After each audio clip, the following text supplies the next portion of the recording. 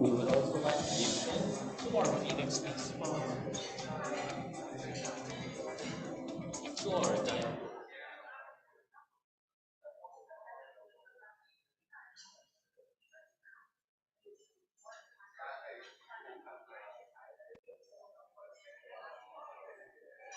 Diamond sponsors Forecasting and Planning Technologies and Mega World. To our gold sponsors Deloitte, Institute of Management Accountants, and Robinson's Land.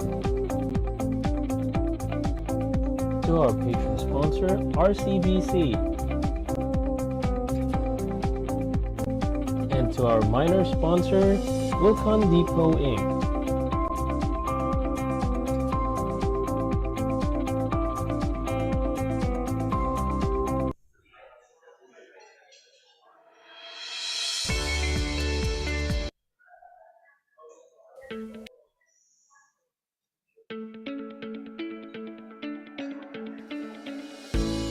Discover the way forward with our speakers from MasterCard, Sendit, and Wise as they share their insights on the convergence of the global payment ecosystem.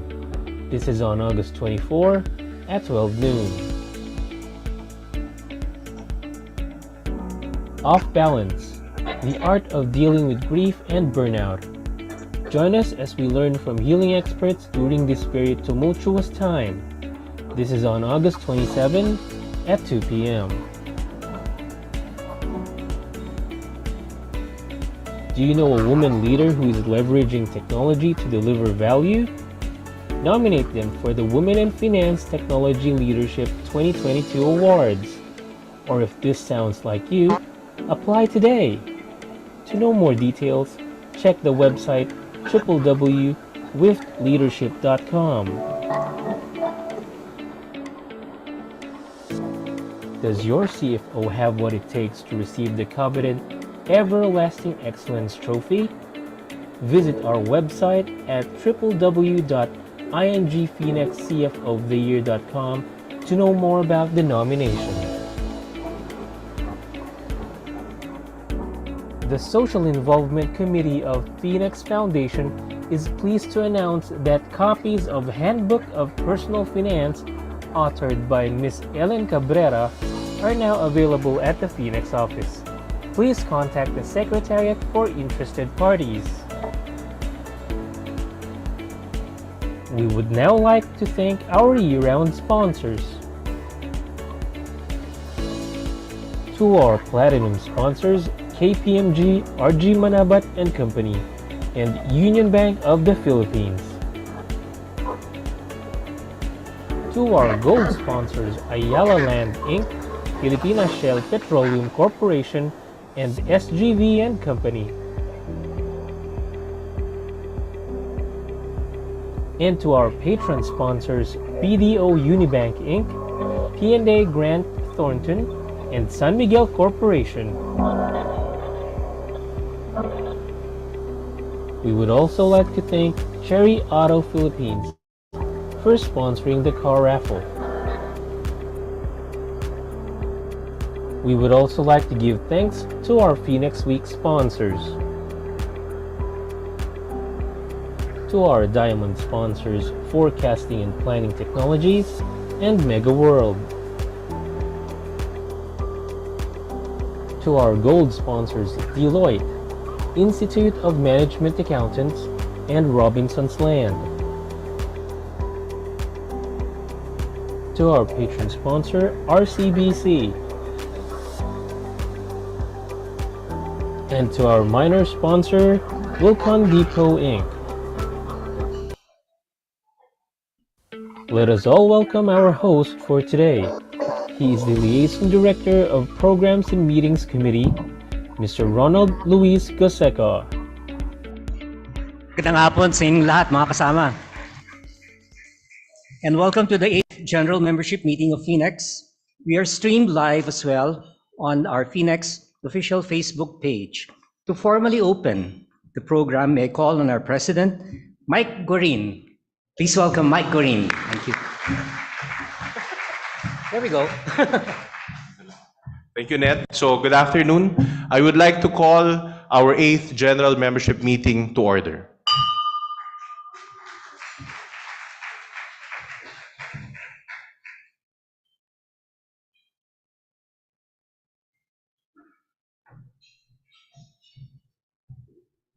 Please join us and please stand for the Heavenly national Father, anthem. you are our Creator, our light, our wisdom, and strength. May we ask for your guiding hand to lead us through this forum today and every day as we accomplish our work and various tasks. We pray for joy, enthusiasm, and fulfillment in our work. May we conduct ourselves and our business dealings in an environment of fairness, respect, and compassion. May we ask you to enter the hearts and minds of our leaders and countrymen. Give them strength, wisdom, so that they may lead us through these difficult times with honesty, integrity, humility, and selflessness. Finally, we pray that you extend your healing hand over us, our families, and our nation, and help us overcome this health crisis that has claimed so many lives, including the lives of many of our friends, family members, and colleagues. Please heal those who are sick and guide the hands and minds of our doctors and nurses as they care for them. All these we humbly pray. Amen.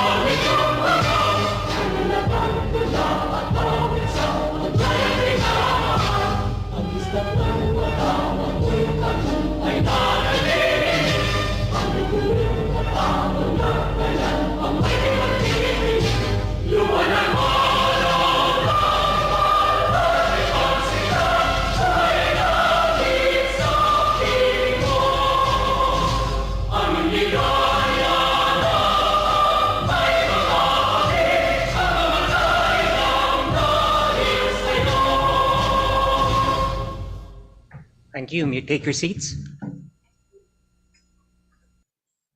So good afternoon, everyone. Again, good afternoon to our dear Phoenix members who are here physically and as well as those who dialed in, to our officers and to our guests today. I would like to give due recognition to our special guests as well. Board member Tess Di Maculangan is here. Hi, Ms. Tess. Good afternoon. Thank you for being here.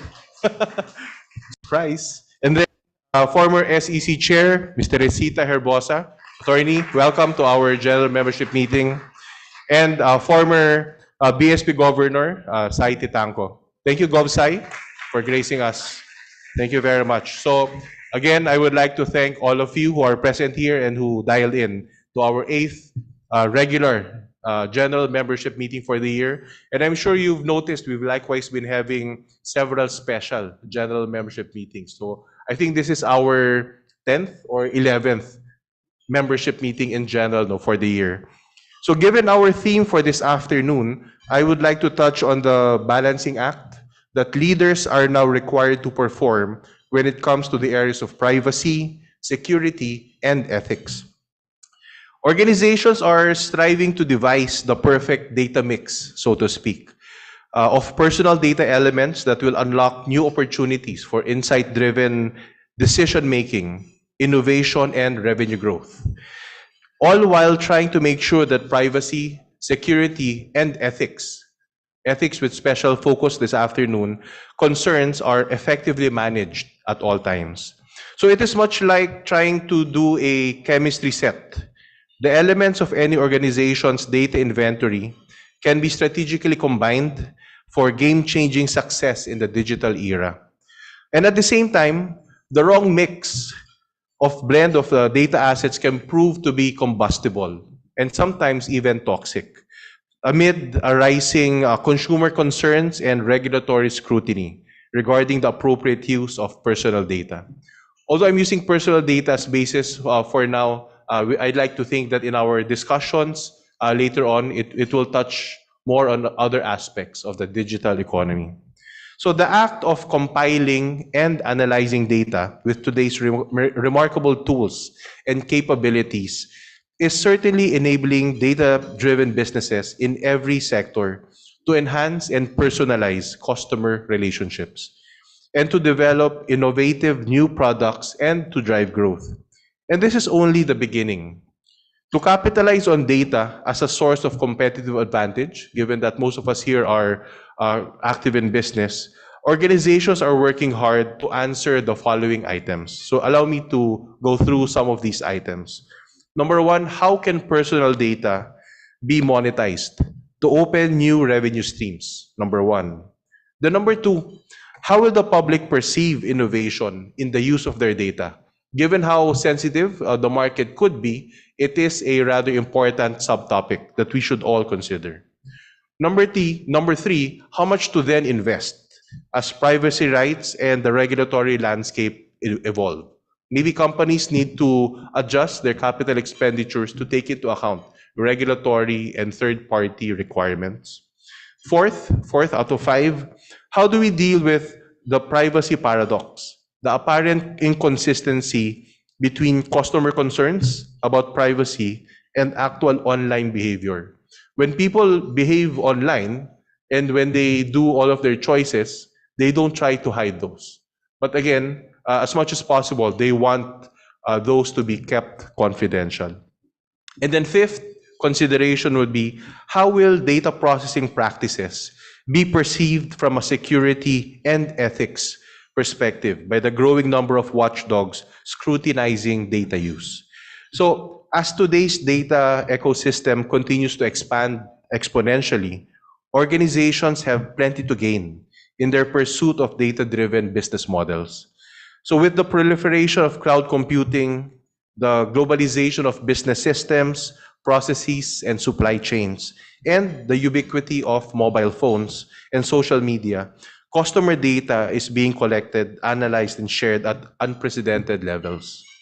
At the same time, the rapid emergence of digital labor, the growing use of AI, and predictive capabilities are already increasing the potential of data-driven organizations to embrace digital disruption. And we'd like to think again that we can further expound on that, given the talk by our special guest and by the panel discussants this afternoon. So how do we then deliver new value to customers and enable businesses, well, entities in general, profit and non-profit, to emerge successfully in this new reality?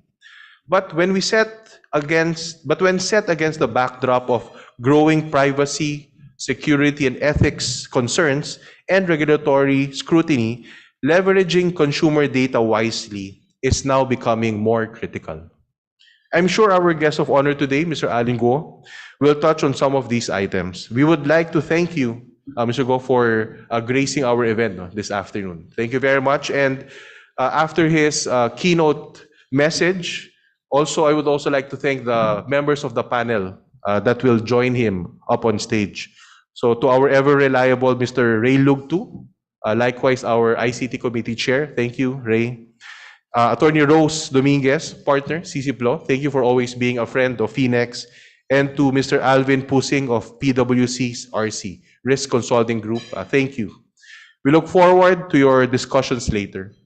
And I know that we are already in the 8th month of the year, but I hope all members and guests will continue to support all of our Finex Institute, Finex Academy, and Finex Foundation activities for the rest of the year.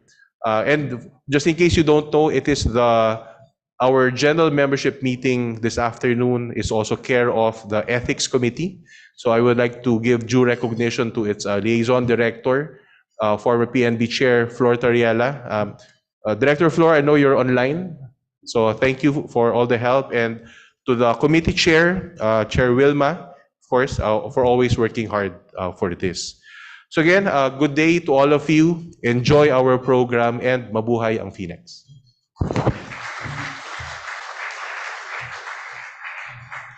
Thank you, President Mike. Before you proceed to the next part of our program, we would like to recognize our past presidents who are with us today.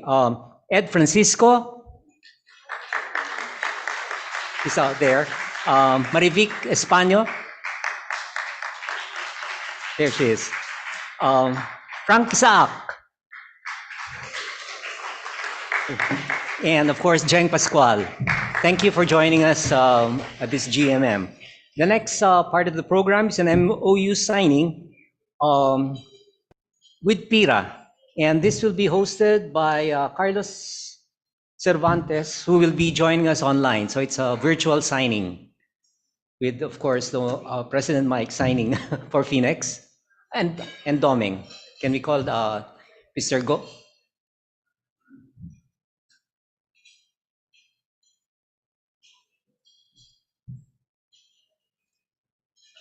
Carlos, are you online? Yes, sir. Good afternoon. Good afternoon, Ned. Can you hear me? Yes, we can hear you. Thank you. Thank you. Good afternoon, everyone. Finex will sign a memorandum of understanding with the Philippine Insurers and Reinsurers Association, also known as PIRA, P-I-R-A. PIRA is committed to working and making all aspects of non-life insurance easier for consumers, intermediaries, and insurance companies in the Philippines. Established in 1954, PIRA early on was tasked to provide the prescribed rates for insurance companies and was aptly named the Philippine Insurance Rating Association. 4 decades after its founding, the company merged with the Insurance and Surety Association of the Philippines, ISAP, with PIRA retaining its acronym but renamed the Philippine Insurers and Reinsurers Association. PIRA's 56 member companies provide 100% of the domestic non-life insurance services sold in the country. PIRA members also account for a substantial investment in the Philippine stock market. Our president, Mr. Michael Arcatomigorin, will be representative of Finex, and with Mr. Domingo Go, the licensed director of Affiliates and Partnerships Committee, and yours truly, the chairman of the Affiliates and Partnership Committee, acting as witness. PIRA will be represented by its chairman, Mr. Edgardo Rosario, with Mr. Rogelio Concepcion, their general manager, and Mr. Michael Relosa, their executive director and trustee. Kindly open your cameras for us to see. You may now please start signing the memorandum of understanding, and kindly show to the camera once you are done.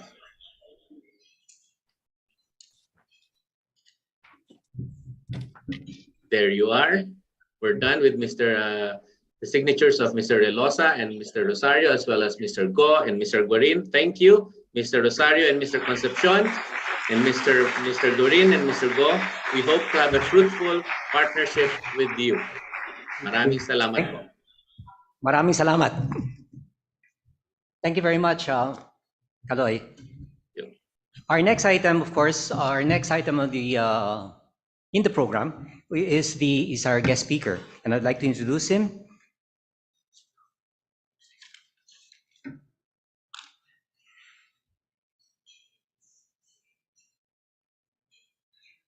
With over 5 trillion through digital transformation by 2030, this company includes e-commerce and mobile apps for the retail industry. With the growth of the digital economy, proliferation of the scams, fake products, fake websites had also grown. Is it really the new crime scene nowadays? Our guest speaker will try to answer this as he dives deeper into the digital economy.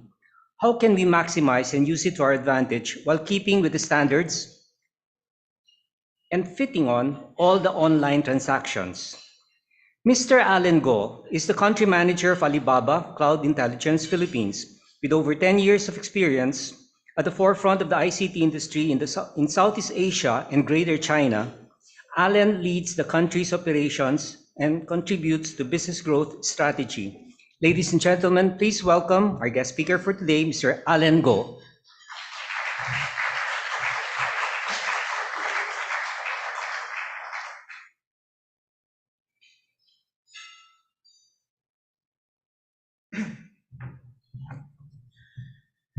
Yeah, hello all. Yeah, hello, good afternoon.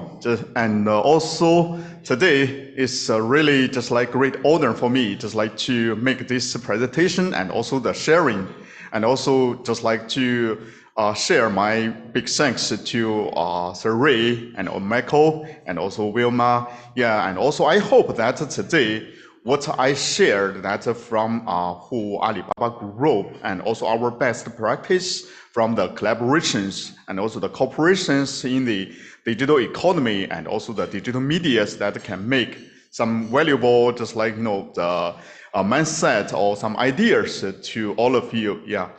Okay, so today the topic is about the digital media and also the economy. Actually, in the past few years, especially from the the mobile and also the media, such as the broadcasting and also the live streaming, TikTok, and also the Facebook Messenger, and also the broadcasting also is already very popular. I guess not only you, but also even just like maybe your case already, just like where we get used to this kind of the digital media applications, live streamings, this kind of life, right? So, but how Alibaba and also Alibaba Group that we adopt this kind of the digital media into our business, I also wanted to do some sharing. So first, I wanted to, sorry. Oh. Yeah, first I wanted to share just like what's the Alibaba Group. Actually, I guess many of you already very familiar with the Alibaba, this name. and also our founder, just like the Jack Ma's inspiring story, right?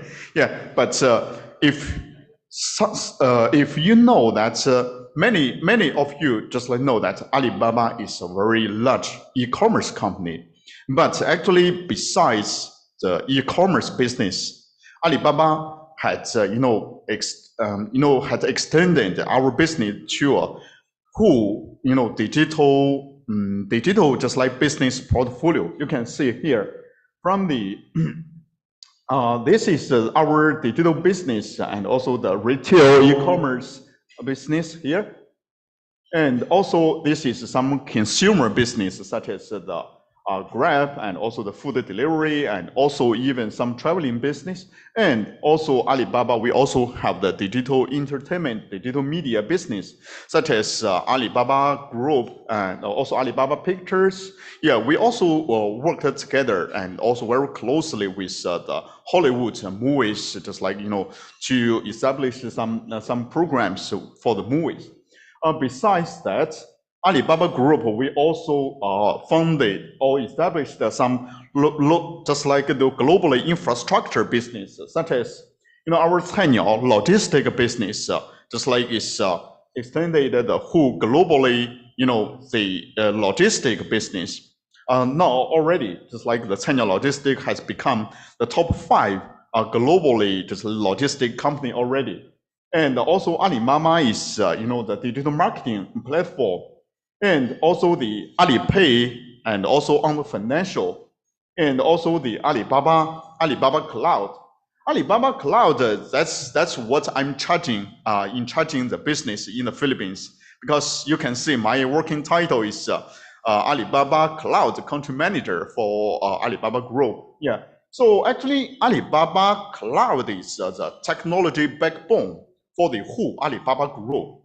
So in the past almost maybe more than 10 years, Alibaba Cloud is not only to support the whole Alibaba Group's the business with our cloud computing, artificial intelligence, data analytics capabilities, but in the past 10 years, Alibaba, we also output or use this kind of the same technologies to support the external partners and also our clients. Now, Alibaba Cloud already ranked the number 3 cloud service vendors around the world, and also ranked as the number 1, the cloud service vendor in the Asia Pacific is from the Gartner report.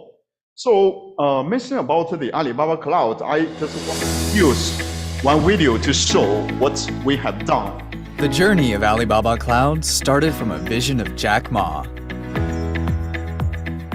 A vision to make it easy to do business anywhere. This vision lies in Alibaba Cloud's mission to make the latest technology available to everyone. From the smallest of mom-and-pop shops to the largest multinational companies in the world. As Jack Ma put it, we can make the technology very inclusive, that every small companies can use it. This is my dream. This is what sets Alibaba Cloud apart. We are more than just cloud. More than just retail. Combining online and offline shopping seamlessly to provide an omni-channel experience. More than just a wallet. Offering simplified payment and asset management for all citizens. More than just real estate. Bringing convenience to your fingertips through IoT. More than just logistics. Implementing supply chain management for efficient and effective delivery. More than just urban planning. Utilizing comprehensive real-time city data for urban public resource optimization. More than just aviation. Making the journey smarter and smoother for travelers. More than just hospitality. Providing a better customer experience for your home away from home. More than just energy. Enabling a sustainable future for our children. More than just farming. Developing sustainable agriculture throughout the supply chain for farmers and consumers. More than just healthcare. Creating AI-enabled medical applications with data intelligence. More than just sports. digitally transforming the games for fans, spectators, and athletes.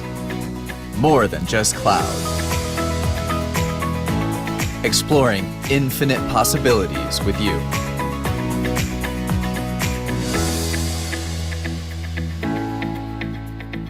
Yeah, okay, so from this short video, I guess you can get some just like concept about the cloud computing. Actually, cloud computing is not only one technology, but using the cloud computing data analytics, this already, implemented in all kinds of the, the industries, such as in the city management, in the just like e-wallet, and also in the retail, in real estate. Many just like industry already use this kind of the new technologies to upgrade their, the digital transformation or digital just like journeys there. So since today we focus on the digital media, so I also wanted to show another just like small video, say how just like this kind of the digital media just like use the technology and also how to connect it with the business values here.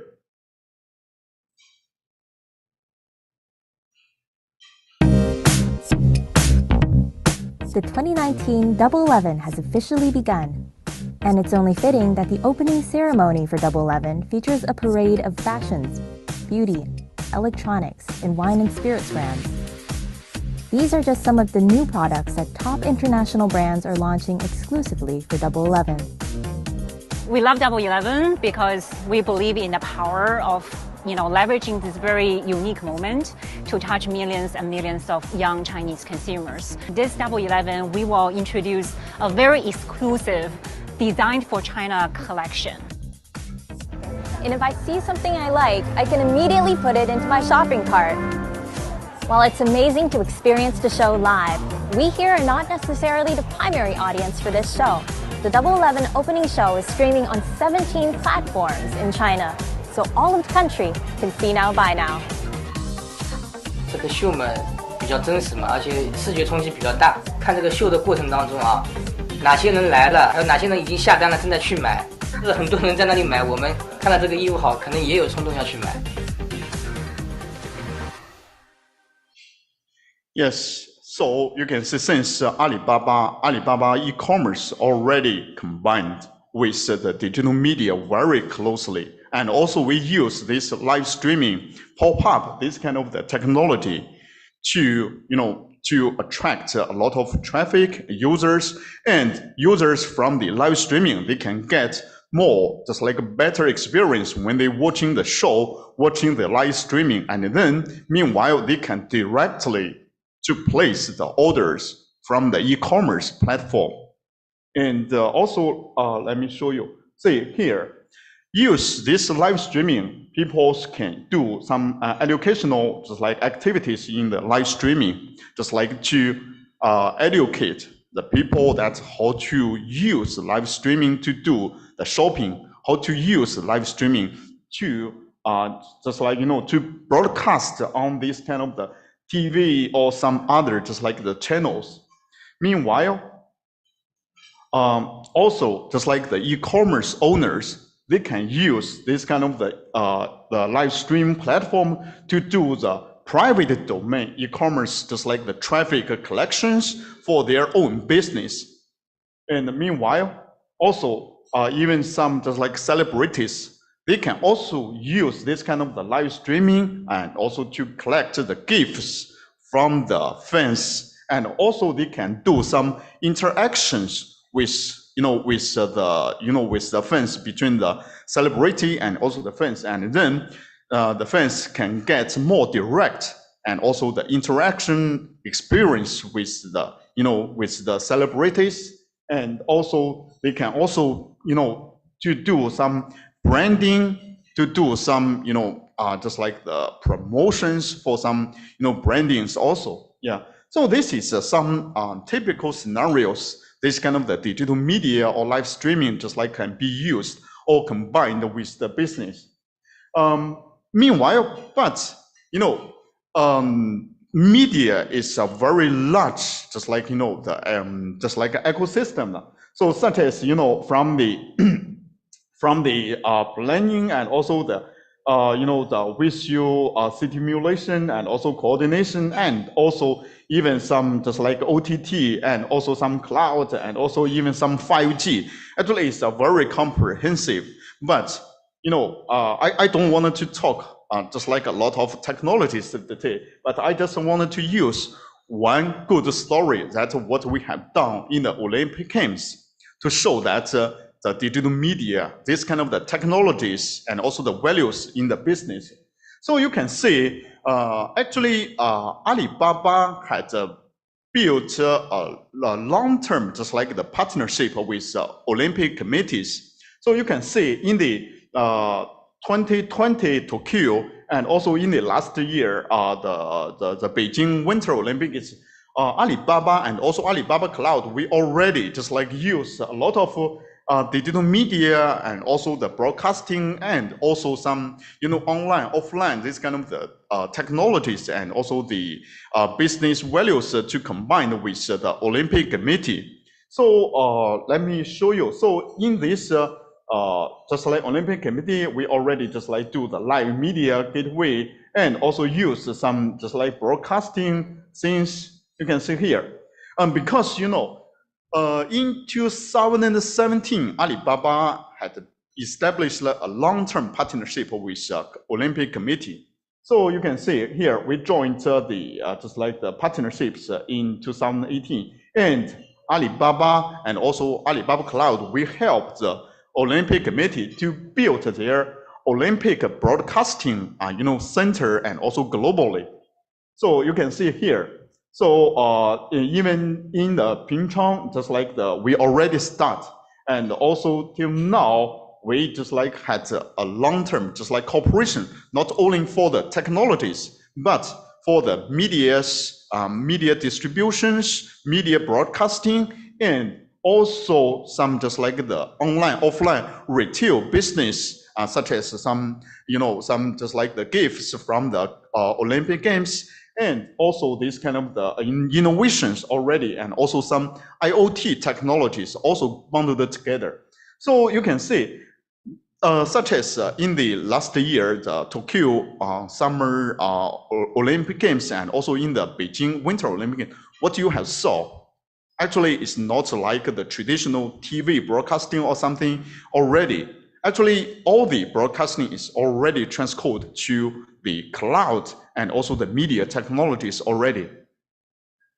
So you can see, now in the Olympic Games, we use the venue AI modeling, just like this kind of the technology to do the, stadium, just like this kind of the design, and also some just like the transfer algorithm from the cloud to had a good, the designing for this kind of the, the stadium and also the buildings for the Olympic Committee in Beijing and also in some other cities. And then they can use this artificial intelligence just like to had, a good just like designing and also just like capacity, just like, to calculation for that. And also here, this is also, let me show you.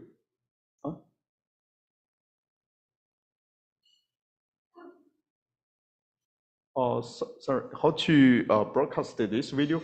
Yeah, here, this is, the last year, the Beijing Winter Olympic Games when they start.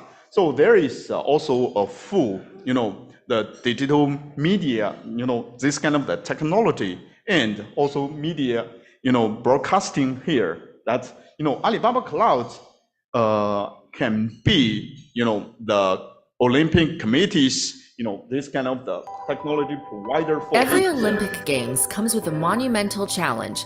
All the sporting events need to be broadcast to billions of people around the world. In order to deliver, an extensive broadcast infrastructure is built for each Olympic Games. The Main Media Center, or MMC, serves as a home base for rights-holding broadcasters who must set up their equipment and run all operations from here, working with the Olympic Broadcasting Services, or OBS, to deliver the hours of programming to their home countries. For the Olympic Winter Games Beijing 2022, however, there were exciting changes to this traditional broadcast infrastructure. Now, for the first time during the Olympic Winter Games, OBS is able to deliver all the live content in high quality through the public cloud. This is made possible with Alibaba Cloud, the worldwide cloud services partner for the Olympic Games. In 2018, Alibaba Cloud and OBS launched the OBS Cloud to leverage Alibaba's cloud technology to address the pain points broadcasters face covering multiple Olympic events. OBS Cloud is an innovative broadcasting solution that operates entirely on the cloud. It is designed to help transform the media industry for the digital era, making the work of broadcasters easier and more efficient, with less equipment, less setup, and more flexibility to work remotely, not just at the MMC. These improvements couldn't have been deployed at a better time at the Tokyo Games, when the COVID outbreak posed an additional challenge, limiting the number of production teams allowed to cover the Tokyo Games. Coming to Beijing 2022, OBS and Alibaba together improved on the OBS Cloud service and introduced Live Cloud as a standard service to rights-holding broadcasters. This allows them to receive live footage at lower costs and less setup time. But there's even more innovation happening in Beijing. To create further dynamic viewing experiences for Beijing 2022, OBS and Alibaba have deployed cloud-based multi-camera replay systems for the curling and speed skating competitions. It was the first time that Olympic broadcasting would process, edit, and share such freeze-frame slow-motion replays on the cloud. It could also generate 4K quality 3D footage, enabling a more immersive experience for global Olympic fans. Since Beijing 2022 had twice the amount of content available compared to Pyeongchang 2018, OBS and rights-holding broadcasters also had a new service that allowed them to create short-form clips on the cloud while the live sessions were being distributed, a more efficient way of covering the large volume of Olympic content, especially for social media distribution. By utilizing cloud-based services, a sizable number of broadcasting crews were still able to work remotely while observing COVID rules. With more cloud technology available for broadcasters, Winter Olympic Games Beijing 2022 is another step forward in the digital transformation of broadcasting the Olympic Games. Okay. Yeah, so you can get some just like concept of this kind of the cloud, the media, broadcasting, how combined for this almost the world biggest event for the Olympic Games, right?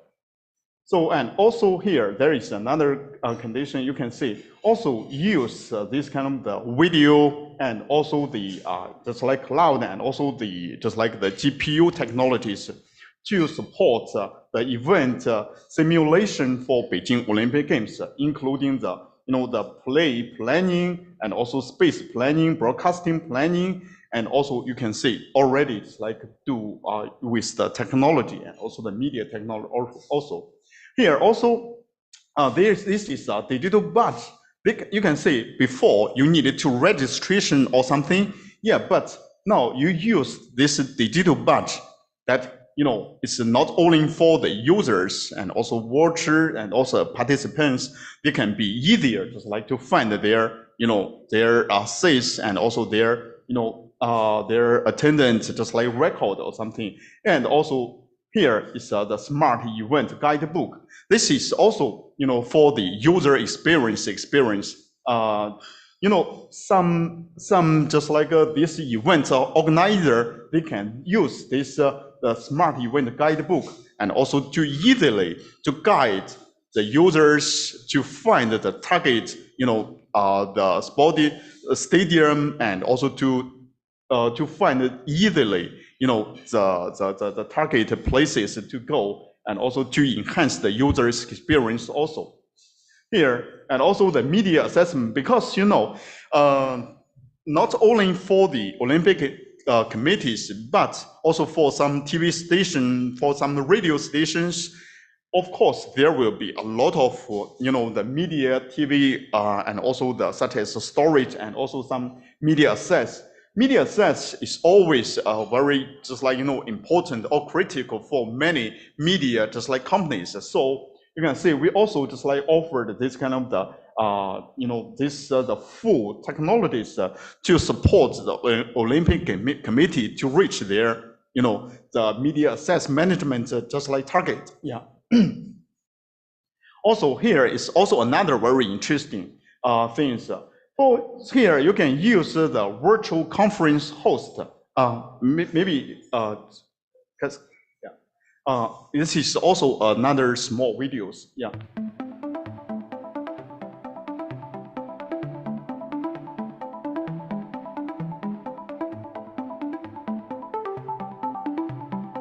You can see actually it's actually this the hoster and also here it's not the real person. They use media technologies to create some just like celebrities to attractive the fans, to attractive the new just like a new users. Actually, that's something like the Aventa. Yeah. In a number of innovative ways. For example, share Olympics-related fun facts. She can also do talk shows to interact with the audience. She can even dance on the Winter Olympics theme song. Hello， 大家好，我是东东。今天东东的直播间开播了。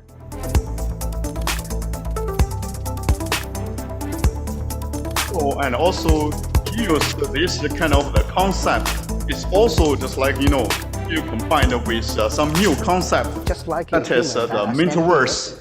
Or like the metaverse, because for now many companies just like try to create a metaverse using this kind of the concept, but definitely you need to use some this kind of the media technologies to create some Aventa or to create some new business models for your business. Use question answering model to answer the questions, and also we build the stylized and emotional TTS text-to-speech framework that for our audience. So a lot of complex technology together to build the digital human. In the future, digital influencers will find the ways in bring immersive experience to the global audience. Yeah, and also here, this is another just like a media technologies based on the based on the connectivity, based on the media, and also based on some just like the 4K, just like UHD technologies from the media. So okay, maybe we can come to here. Yeah. You can see here Alibaba chairman. Let's welcome the President Buff and Mr. Zhang for their lovely moment. They are from the different place. So nice to meet you all. Another great pleasure seeing you, and thank you for giving me this amazing experience.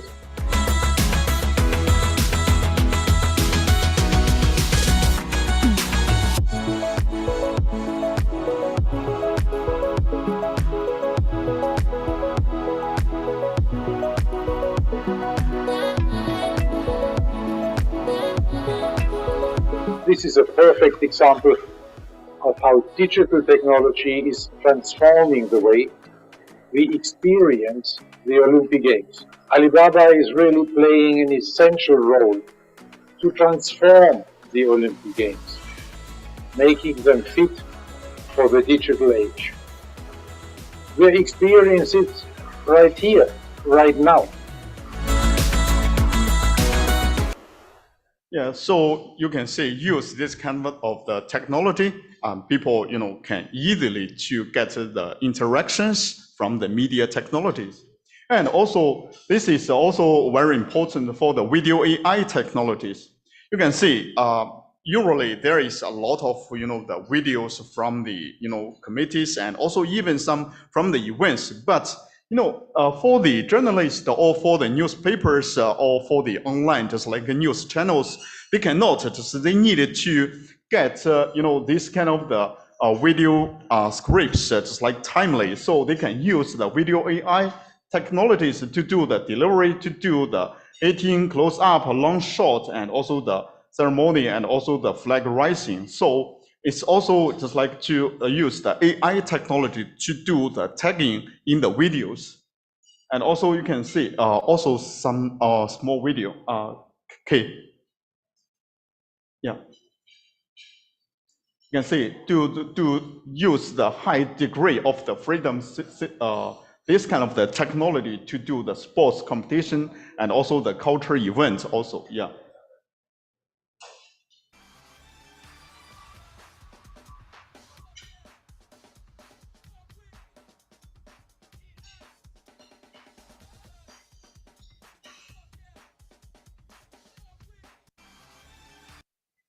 Yeah, and also here, this technologies also use some artificial intelligence and also the algorithm. Yeah, because usually when each people or each user has the different characteristics and also had the different favorites in the videos, in the pictures. So we use this the recommendation, just like scenario or this kind of the technologies to do. To guess you like, and also the related just like middays to promote the targeted videos, to promote the targeted content to the just like the targeted users, and also make the user just like to get the the deeper diving in this kind of the business also. Yeah. And also even the OTT and also the IPTV is also the same. Yeah, you need to always like to give the targeted user the high valuable things from the different perspectives. So you can see from the content planning, product planning, platform planning, user registration planning, and also the visual aesthetics, all these kind of things you need just like use the media and also the data analytics and also even some artificial intelligence just like to support your business. And also here, the narrow band, because usually it's mainly for some OTT and also IPTV, because if when the connectivity is not good, so if you watch some IPTV or just like watch some OTT, the definition sometimes is not good. But if you use this the narrow band just like technology, you will see the big difference. Okay, you can show this video. Yes. You can see there is the big difference from these two parts. Yeah, this is a little blur, but this is much clear. And also here, this is another just like media technology can be used, because there are a lot of old movies before. Maybe they can use this technology to make it colorful, to make it more just like clear from the old movies or old pictures, or even from the museum, some old things, yeah. So this is another media technology can be used.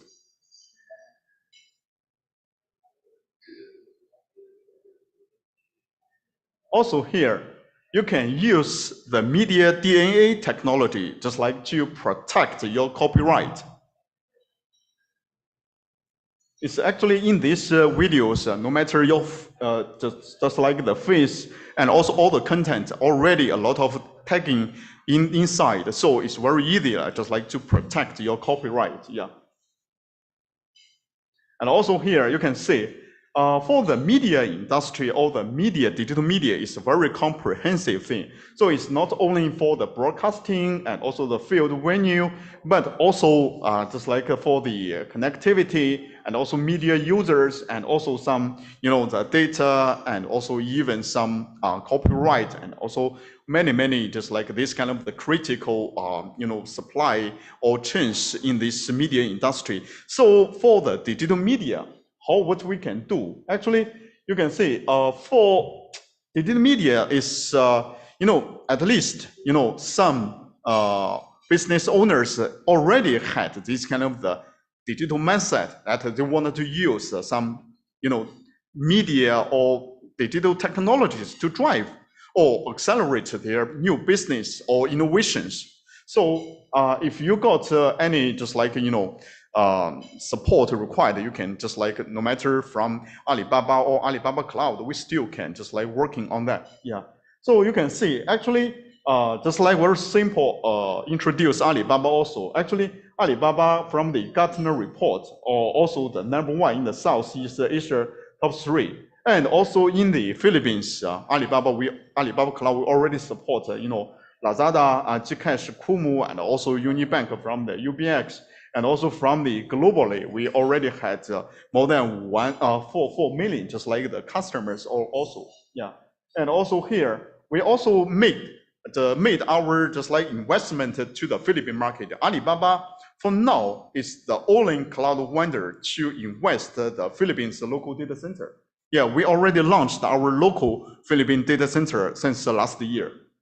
And also here, also the compliance security is very important. So together with some third party or from our, we already got the globally regional industry and also some privacy GDPR also had some this kind of the compliance certificates also. Yeah, okay, so that's it. I hope that today what we share all our best practice from the Olympics or from other just like media industry can maybe just like bring some little values to you guys. Yeah, thank you all. Thank you. Yeah.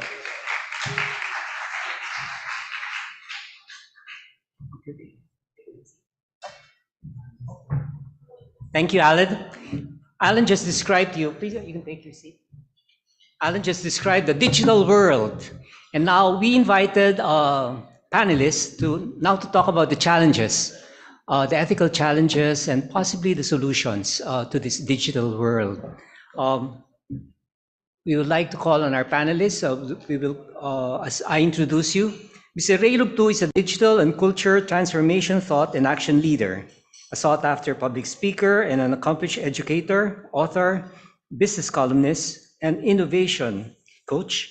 He's the CEO of Hungry Workhorse and digital and culture transformation consulting firm. He's the chairman of Phoenix ICT Committee and a fellow at the US-based Institute for Digital Transformation. Ray is also a professional lecturer, business columnist. Mr. Ray Lugtu. Attorney Rosemary King Dominguez is a senior partner at CICIP Law and a lead partner of the TMT and Data Group. She authored articles on data privacy and tech laws and speaks regularly on these topics. She is a member of Phoenix ICT Committee and a trustee of UP Women's Circle. Attorney Rose has been ranked by Chambers Global and APAC Guides, recognized as a leading individual by Legal 500, Global Leader, FinTech, and National Leader, Southeast Asia Data by Who's Who Legal. Attorney Rosemary King Dominguez. Mr. Alvin Dave Pusing is the Director and Philippine Financial Services and Risk and Regulatory Consulting Lead at PwC Southeast Asia Consulting. He leads the Philippines Risk and Regulatory Consulting practice covering corporate governance, enterprise risk management, risk analytics and technology, risk culture, data governance, digital banking, and core forensics. His professional and industry experience span projects focused on financial services, governance, risk compliance, transformation, program and project management, finance, digital, and cybersecurity. He had assumed roles across the 3 lines of defense: business operations, management risk, compliance, and internal audit. Ladies and gentlemen, Alvin Dave Pusing. We would also like to call on our moderator for today, Ms. Wilma, who is our chairperson for the Ethics Committee. Ms. Wilma. Perhaps they can also tell us about, in the next GMM, maybe our avatars can join, right, instead of us showing up here. Wilma, go ahead, please.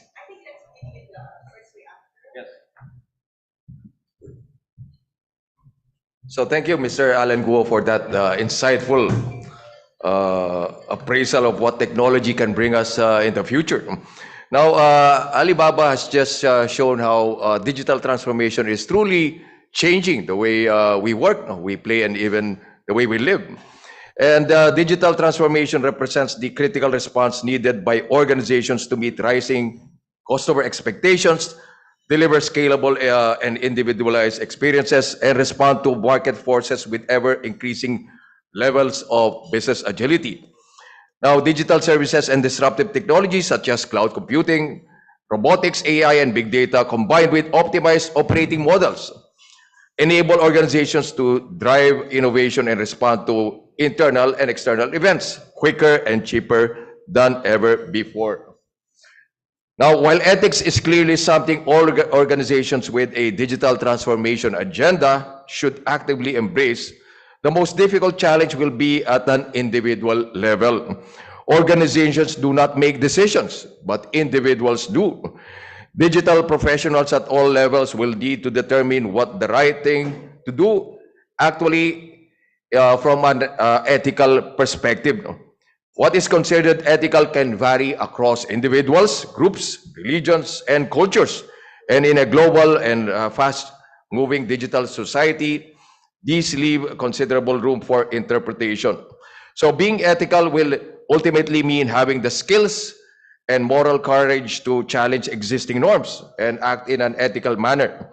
What is becoming clear is that trust in the digital economy is only likely to be achieved if digital professionals are willing to make ethical decisions despite working in highly competitive environments. Now, I will show you 5 ethical considerations in the context of digital transformation. Next slide. Can you go to the next slide? Now, there are 5 considerations we need to take into account as regards digital transformation. So, number 1 is privacy, security, and integrity by design. So, while the opportunities to generate innovative and lucrative insights from big data are likely to be significant, so too are the risks from perceived unethical behavior, whether actual or merely unintentional. How data is collected, managed, and used is not just a legal issue, it is an ethical issue. So in the digital world, transparency and integrity must be the core values that guide professional behaviors. So organizations must use data in responsible and ethical ways, and that means not using it in ways that are considered intrusive, manipulative, or disrespectful of others. Now, the second component is promoting trust. Data consumers, whether they are individuals, groups, or organizations, must be able to trust the digital services and the data they are using. Those who collect and manage data must uphold the principle that integrity must be assured if it is to be of value to consumers. Assuring data integrity must mean that organizations have a duty to ensure that data they hold is the subject to robust governance and audit procedures. Now, the third is avoiding biases. Unintentional ethical behavior can be caused by many things, but one of the more likely reasons will be due to subconscious biases that can influence human behavior. For example, cherry-picking data that will be used to support digital transformation, business cases, or to drive the testing of digital services is likely to raise ethical concerns with those expecting such activities to be performed with a high level of integrity and impartiality. The fourth is upholding accountability. Inference models and algorithms are fundamental components within the burgeoning range of smart digital services that provide an artificial intelligence and machine learning capability. Owing to their ability to combine social data with decision-making engines, concern can have grown about the extent to which clear accountability structures can be maintained. And the fifth and last is promoting an ethical culture. So while digital transformation has the potential to create opportunity, value, and success at all levels within the organization, these must be achieved through fairness, honesty, and integrity.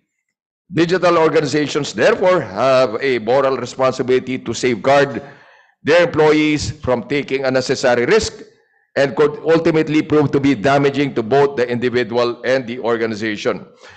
So ethics must no longer be thought of just as a marketing tool nowadays that has no real influence on the culture of digital organizations, but it instead represents a fundamental set of behaviors that should be exhibited by all those who have a vested interest in digital transformation. If there was ever a need for ethical principles for digital transformation, it must be surely be now.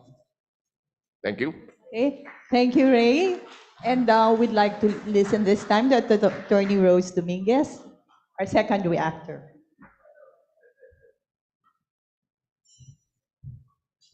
Hello, good afternoon, everybody. First, let me commend Phoenix and the Committee on Ethics for taking this topic, digital ethics, out of the usual setting, right, of social responsibility and policy, and putting it in a business and enterprise forum.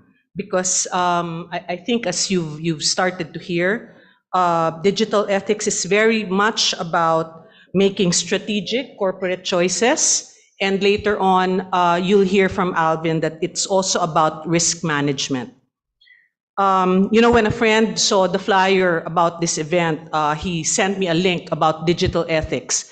And it was a podcast, and there they described the topic of digital ethics as a big, hairy topic, big, hairy subject, right?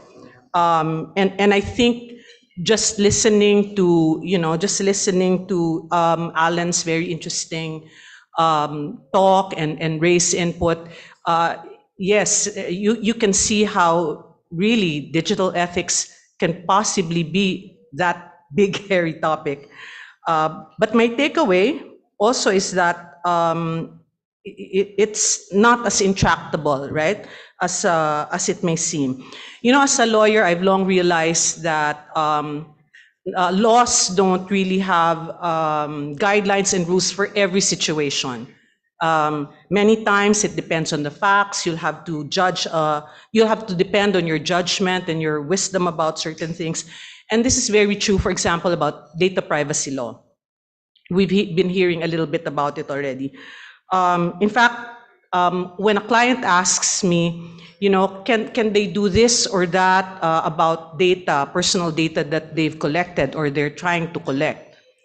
And after the usual discussion on the need for lawful basis and the need to give information to a data subject, you know, sometimes what I tell my client is, well, if it were your data, how would you feel about it? So sometimes I ask that question to a client, of course, after the usual discussion on law, etc. And I know there are two things that you're thinking right now. And is one, really, you charge a client for that advice?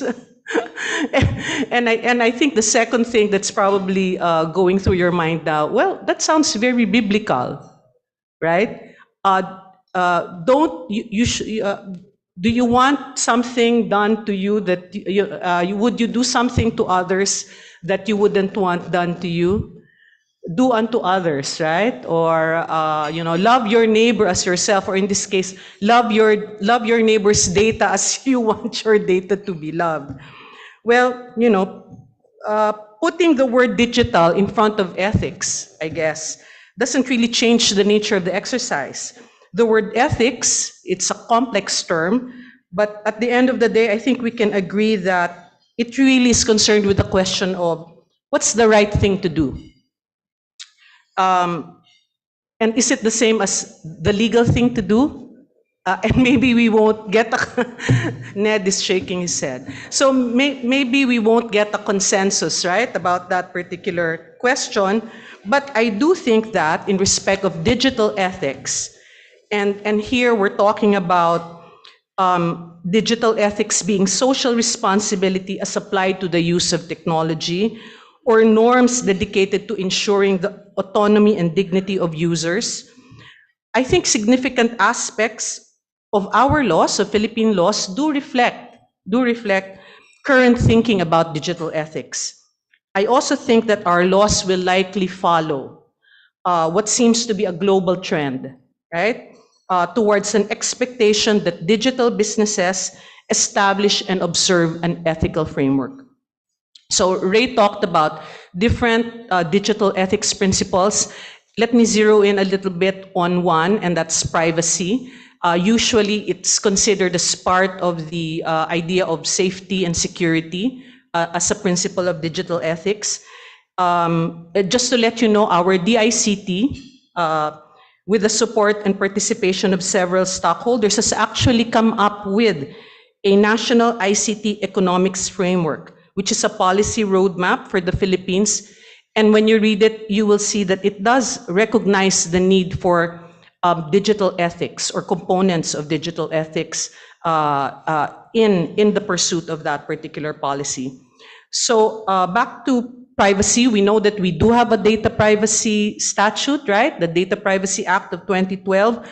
There's a lot of things to unpack there in terms of digital ethics. We can't go through that, but I just want to note a couple of things. First, maybe to give you an example of how digital ethics is encapsulated in our statutes, I'll talk about the idea of legitimate interest. And I don't know if any of you are involved in data privacy here, but you know that one rule is that you can't use personal data without lawful basis, right? And usually like consent, our consent. One of these potential basis is legitimate interest. It's available only for personal information, not sensitive personal information like gender, like sexual orientation or religious affiliation. So only for personal information. Legitimate interest, what is that? It's a very broad term, and one might be tempted to look at it as a kind of catch-all. Well, my purpose is legitimate. It's not unlawful. I can use your data. I can use your personal information. But the NPC, our NPC, the National Privacy Commission, in fact, has given us an advisory saying that's not true. Just because your purpose is not unlawful, it's not criminal, it doesn't necessarily mean you have a legitimate interest. Your interest has to pass 3 tests. Number 1, do you have a lawful purpose? It's not illegal. Second, is the processing necessary for what you want to do? Do you really need it for that particular purpose? And third, have you balanced the interests, your interests and that of the data subject properly? So this concept of legitimate interest, as you can see, encapsulates the principles of digital ethics of fairness and intention. Second thing I want to touch on quickly is what Ray already started to mention, and this is the ethics of algorithm, right? And he mentioned that one of the main issues of this issue is bias. I'll give you an example. There's a software, or I think there is a software, which allows you to interview job applicants. You don't do it anymore. Your HR guy doesn't sit there. You just have this software, right? And then the applicant goes through it. And there are questions that are asked, the applicant answers. There's no human intervention. Depending on the responses, some applicants proceed to the next stage, some are dropped, right? So one potential question is, what if after you look at the outcome of the use of this software, you find, for example, that more women are dropped? For example, of course, I'm pretty sure that shouldn't happen, but what if, right? What if? So this is one of the issues, because there are studies that have evaluated other algorithms which show that even though the intention of the software is lawful, the outcome has bias. What does our privacy law say about that? Well, basically, the DPA only talks about automated processing, automated decision making, and maybe that's what's more akin here in profiling. Those are actually allowed under the law. It's not prohibited, but there are just a few guardrails. You have to tell the data subject, you have to explain to them, they have to consent specifically, for example, to automated decision making where that is the sole basis for a significant decision. And then you have to tell the NPC. But of course, the DPA doesn't say specifically, oh, and you need to check for bias, even though the statute does have general principles about accuracy and fairness. I think there one would have to rely on other laws, and we do. We have the Constitution on equal protection of laws. We have our labor code and other statutes that prevent discrimination. Just to finish off ethics of algorithm, fake news, by the way, is part of this conversation, because if the algorithm operates in a certain way, right? And the guys here, I'm pretty sure you've read so much about it, right? If the algorithm acts in a certain way so that the viewer gets the most viewed content, or which includes, for example, whatever they click on. And we know that there are studies that show that we tend to click on things that confirm our own bias, right? So the result is the issue of potential disinformation, or worse, misinformation. Because if bad actors understand how the algorithm works, then they can possibly use it, right? For their own good. So, all of this shows to us that digital ethics is actually not really just about personal data privacy. It also talks about intellectual property rights. It for example, the sale of counterfeit goods, or even consumer protection law. So I'm going over my time. So I think I'll end here by just saying that digital ethics is a big, hairy topic. It's implementation as well. There are gaps in the law. There are also many, many challenges, which maybe brings us back to the idea that ethics is about the question of what is the right thing to do. Because there is also a second question, and this is, how can we do better? So I think that is the question that is really for policymakers as well as for businesses to answer. Thank you. Thank you, Attorney Rose Dominguez. Next, may I call on Alvin Dave Pusey. Hello, good afternoon, everyone. And Phoenix, thank you for inviting me in this very interesting topic and discussion. Digital transformation, digital and ethics, individually taken, are very expansive topics. And if you combine or you connect these topics, then it's a very expansive topic to be tackled. And our speaker and my co-reactors have put a very good foundation in terms of the different perspectives as well as the context that we can take in the consideration of digital transformation ethics or digital ethics. Particularly for my reaction or my portion, I mean, as a risk consultant, it's not necessarily that risk consultants are the deterrent of innovation or progress, but as risk consultants, we are also here to be extra set of eyes, helping businesses and decision makers in terms of what are the things that we need to consider when making decisions, particularly in terms of our strategies in terms of digital and innovation. So the angle that I'm looking at, and there are three things that I'd like to focus for this item, especially in terms of digital. There is a specific interest in terms of artificial intelligence. So how do we now look at, at least in the context of artificial intelligence and the discussion of algorithms, as well as the data that is being collected and used to basically predict our behavior and our choices? So from that perspective, I would like to tackle three things in terms of ethical policies and trying to operationalize it in our respective businesses, especially for trying to adopt these technologies or strategies. So the first thing is, what are our AI risks? The second would be, what are the ethical principles that provide the baseline for our strategy and approach? And lastly, how do we address the AI risks and operationalize ethical AI principles? So I just to illustrate the specific context of these three items. So when we talk of AI risks, so Alan was able to share the expansive potential of digital in the presentation earlier, but in all things, there will be attendant and corresponding risks. So for these potential, we also have to realize what are the relevant risks related to, particularly in terms of AI. So some of the questions that pop up would be, and discussed earlier also by my fellow reactors. So are algorithms making decisions that align with our values as individuals as well as businesses? Do our customers trust us with their data? And there will be questions in terms of how will our brand be affected if we can't explain how AI systems work. So there is a concept of how to explain or explainability in terms of our AI strategies and tools.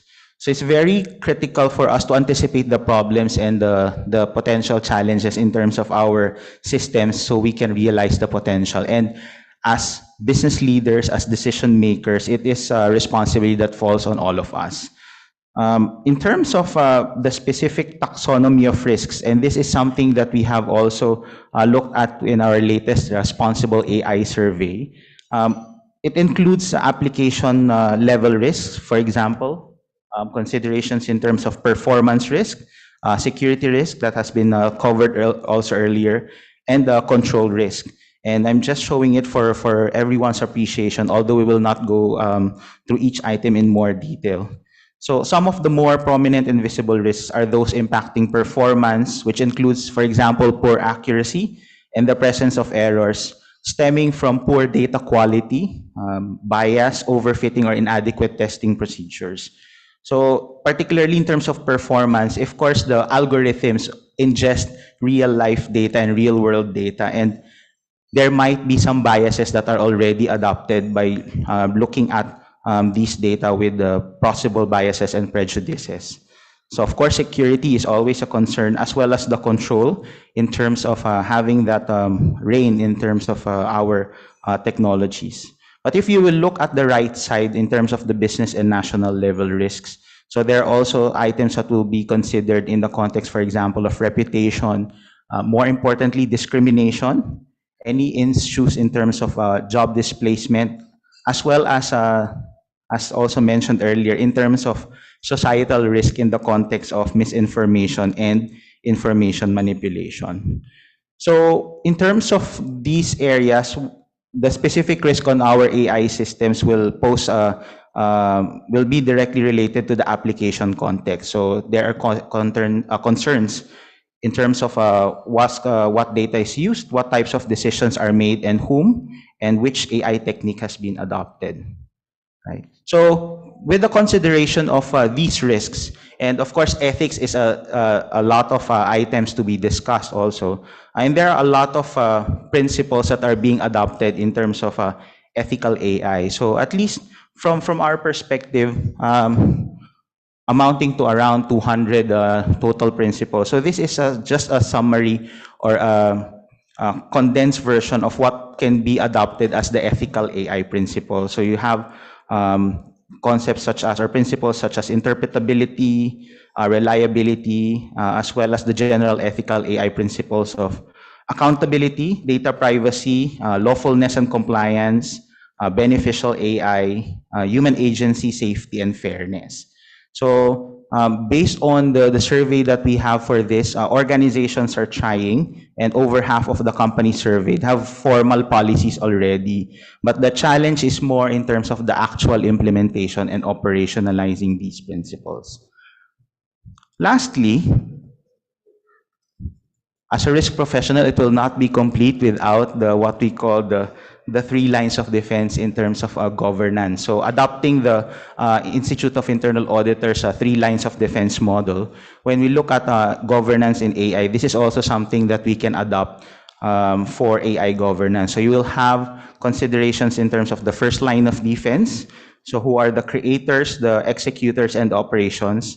And basically these team members are specifying, designing, building, deploying, and operating these AI ML models, automation, and software.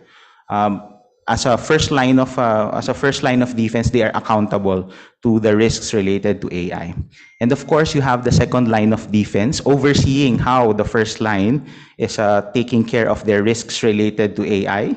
So you have here the managers and supervisors looking at the different contexts of the first line. And lastly, the third line of defense, by default, it's the internal auditors are there. But one thing that is new in the third line is what we call the ethicists. So these are the specialists that will have capabilities in terms of ethics and looking at the ethical angle of the first line and the second line of defense. And so just in terms of the key takeaways, looking at these three items that I discussed. So when we are looking at digital ethics or AI, so we need to have a closer look in terms of how AI affects our financial, operational, and reputational risks. We also adopt the commensurate governance structure with using the principle of proportionality, as well as operationalizing our ethics and the principles so that it becomes more of a practice rather than theory. Thank you. Hey, thank you, Mr. Dave Hussein. I'd rather call him Dave than Al. Okay, so that's it. We had really a feast, in quotation marks, of valuable insights from our source speaker here and from our different reactors. And in an industry like ours, like the financial industry, we are really faced with a race for competitiveness in technological innovations, and with it comes the risk that goes with that technological innovation. So what are we going to do in this case? This is a very important topic we have right now because we also consider ethics in the digital economy. So the rule here for the Q&A is we have a discussion first with the resource speaker and the reactors, then we can entertain questions from the audience. I think we have a microphone on the floor, so you can go to the microphone and ask your questions later. And so for our Zoom participants, you can send your questions through the Viber. We have assigned somebody to take care of the questions. So I'd like to start the ball rolling here and ask a resource speaker. As Alan, as a hyperscaler, how can you be an active agent in helping promote ethics in digital transformation? You can have the microphone there. Sorry, may I have your question again?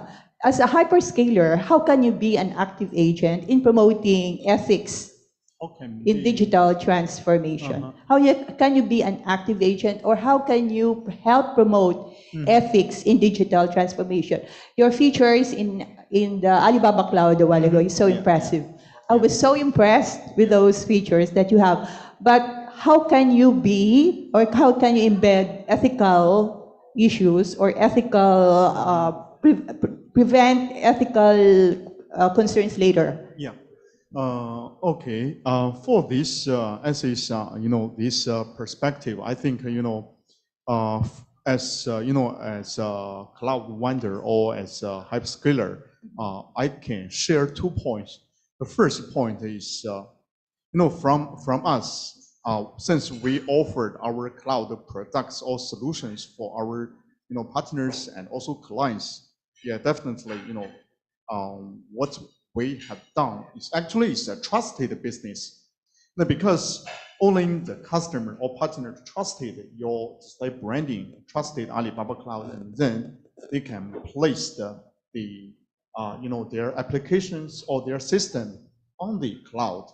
So from our own self, we must to guarantee our data center, no matter the location, and also the disaster recovery, and also redundancy, and also reliability is totally comply to all the the globally and also the regional or industry levels compliance and those certificates. And this is the first point. The second point from us is that we must to help our we had some commercialized the products, right, in the solutions, such as we had the landing zone solution. Landing zone solution actually is not any just like product. Actually, it's just only some consulting service. When some customer, many just like companies and also even conglomerates already take actions and already just like made some planning or strategy, just like to migrate some system or applications on cloud, but they didn't know how. And so And also they didn't know that what kind of the risk or what kind of the measures I needed to take, just like when I do this kind of strategy or planning. So Alibaba, we launched this kind of the landing zone service. Actually, landing zone, we call it the service because it's actually a framework. So we would help our partners or our clients to do the planning, to do all the planning.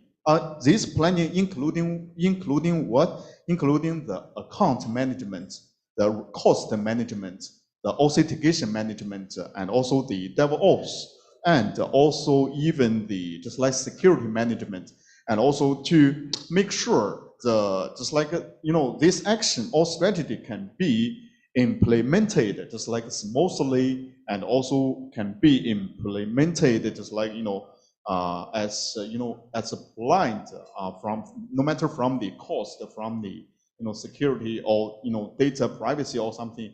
Yeah, all can be just like do it just like step by step. And also the third thing is we offered some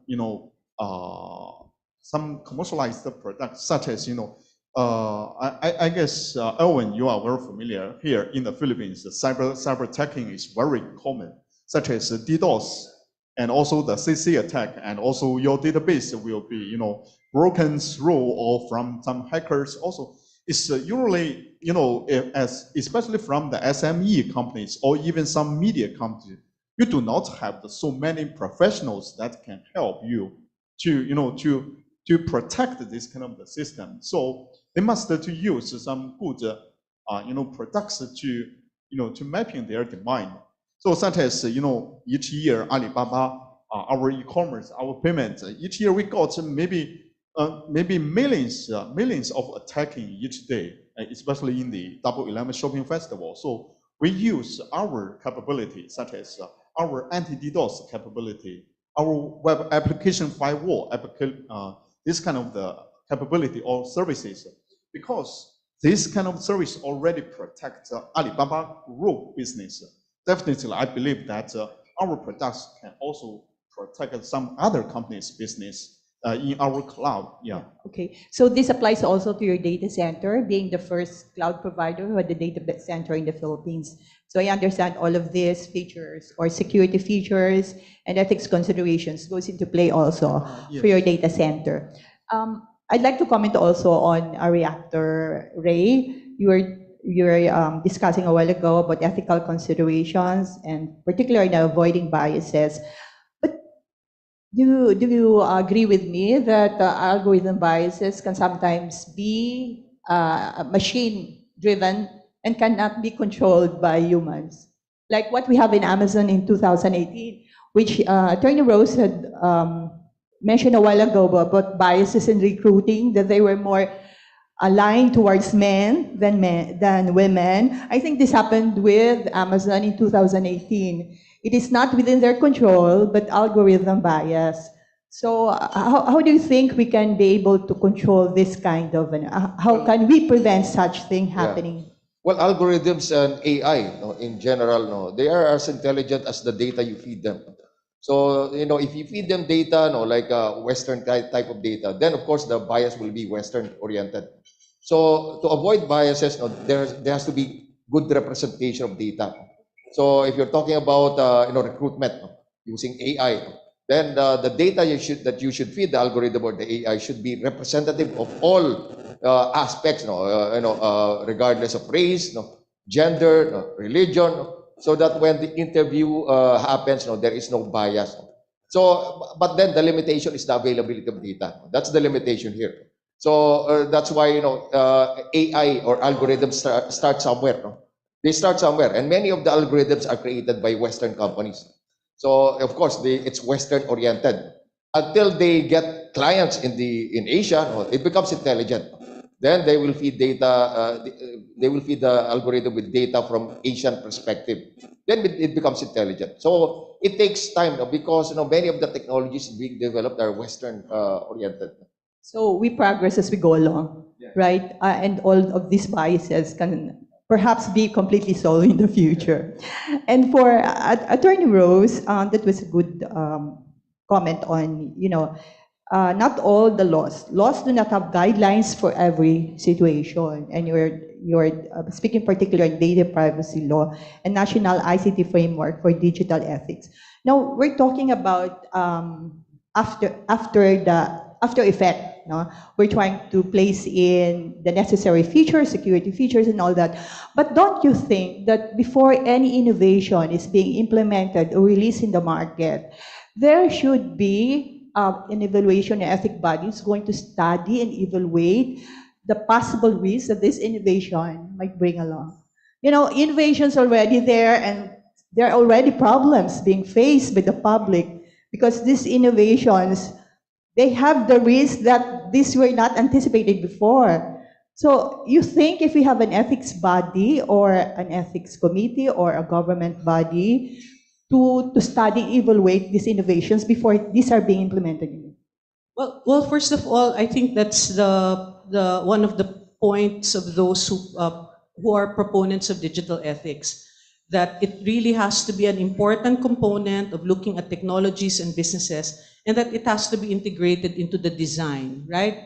In the same way, it's privacy by design, it's also ethics by design. So that precisely is what people are pushing for. And you know, actually in many other countries, including China, for example, they have like an academy, I think they have like an institute on AI and ethics. So, and there are other, there are even cities that have committees on ethics and AI. So what you've mentioned is something already being explored. I think for us, we don't have like a committee or a body that says ethics. But as I mentioned, it is, I think, top of mind of our policymakers, including the DICT. Yeah, because I think in other countries, they're starting to have guardrails. You know, before any innovation can be introduced in the market, they are being studied and evaluated so that if the risks are there, they can be mitigated, if not eliminated completely. Okay, this time for Alvin Pusing. You were discussing about application level and business level in a firm, right?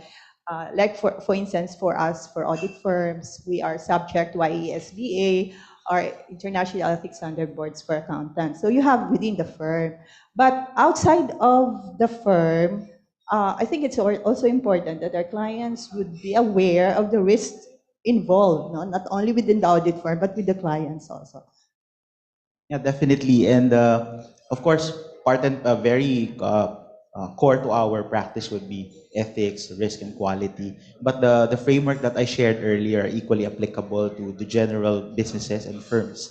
The framework is equally applicable in terms of what will be the considerations, what will be the risk areas, and what will be the approaches in terms of addressing this risk area before it happens and even after it happens. The critical part is having that consciousness or framework. What would be the considerations and what are the type of risks that we can expect in terms of adopting AI or digital, and then crafting corresponding mitigating or action plans so that when it happens, you can't prevent all the risks, but you also have the remediation that once it happens, you can respond to it. Exactly, and that's a very good application and business level of risk that you have mentioned a while ago, which you can also introduce your client. Before we entertain questions from our virtual participants, is there any question here from the floor? I would like to give priority first to those who have questions on the floor. Tony Boy, Mr. Tony Boy Shafa, our Chair for Programs Committee.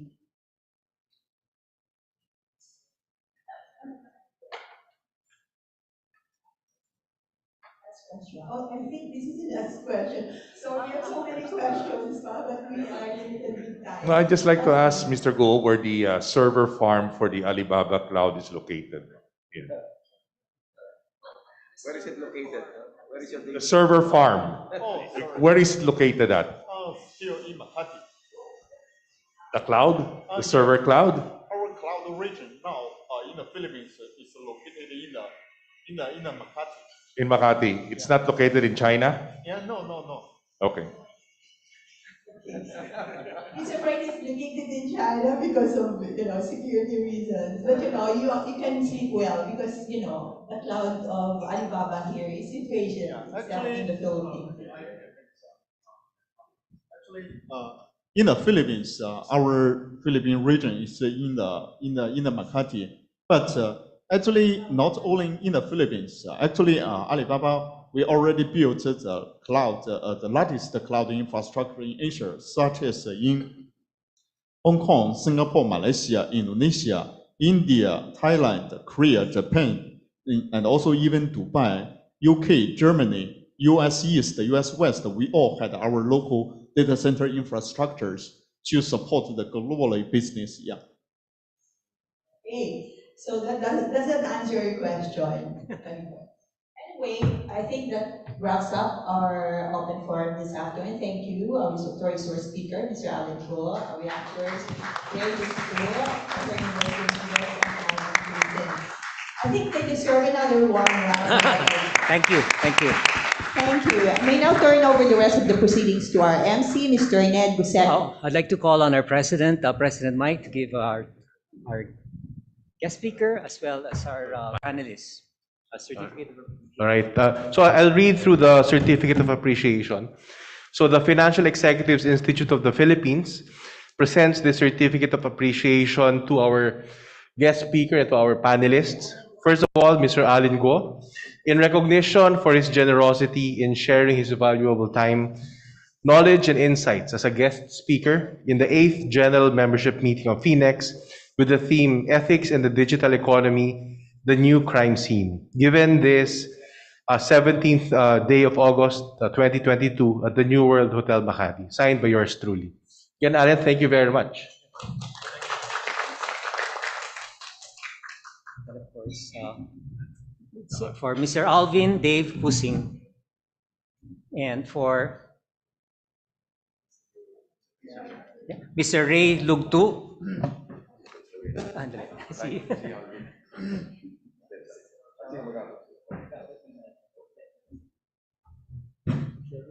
And of course, Attorney Rose Marie Dominguez.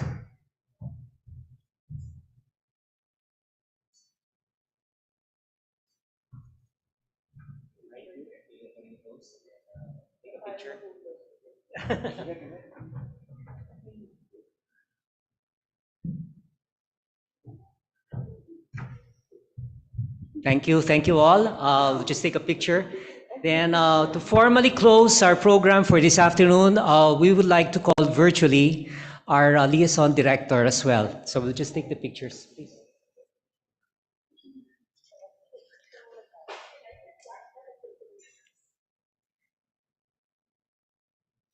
Ms. Flor Tariela will deliver the closing remarks.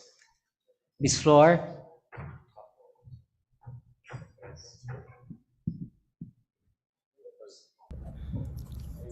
Good afternoon. Thank you very much for joining today's GMM with the theme Ethics and the Digital Economy. We certainly learned a lot, and our special thanks to our guest speaker, Mr. Alan Go, for his enlightening and insightful discussion of the topic. He was supported by the very active participation of our reactors, digital guru, practitioner, and from the academe, Mr. Ray Lugtu, together with legal expert Attorney Rose Mark Dominguez and risk specialist Mr. Alvin Dave Pusing. This JMM was sponsored by the Ethics Committee, chaired by Ms. Wilma Miranda, who was also our capable moderator for today, with Ned Buseco, our MC. This GMM, of course, would not have been possible without the support of our able secretariat, led by Mike Benluan, Hazel Parapara, Alex Santiago, Lynn Vizcaya, Aljon Kaunay, and Marga Rex. Ladies and gentlemen, ethics and the digital economy. We need ethics. We need ethics in our everyday life. So let us all try to do the right things right all the time, even when no one is looking. Thank you and God bless. Thank you, Flor. And that ends our program for this afternoon. Thank you all for joining us. Goodbye and be safe.